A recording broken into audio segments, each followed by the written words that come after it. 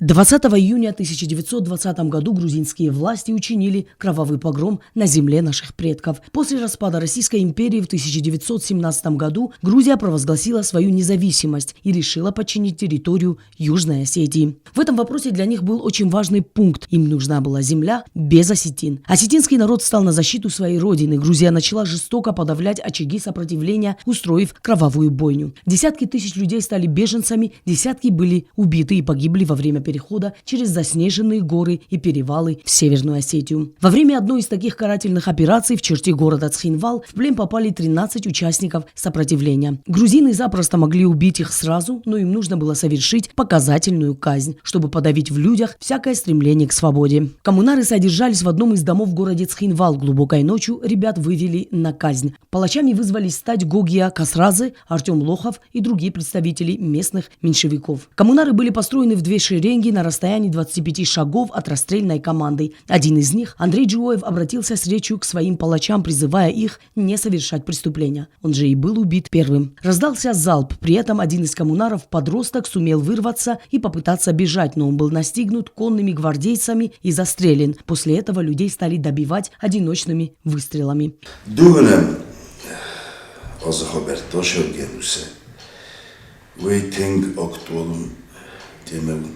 ایران دمه گناسید محکومه اپن جورم اما دومم چیه سرسته هودو نیدر و ما سفارشی دی هوشه فاشیستم هودو نیدر شمی هوشه گناسید نمادی گندرشه و اما ایران دم شزیان تا خواستوی ادون کدر فستم فست گندرشه وی آرغازون خوزه. История национально-освободительного движения Южной Осетии имеет много трагических дат. До полномасштабного вторжения в нашу республику в 2008 году Грузия пролила много осетинской крови, устроила геноцид нашему народу. Мы никогда не должны забывать такие даты. Расстрел 13 коммунаров, Ирецкую трагедию, Зарскую трагедию, Цинагарскую трагедию. Должны помнить имена всех погибших, передавать их героические поступки из поколения в поколение.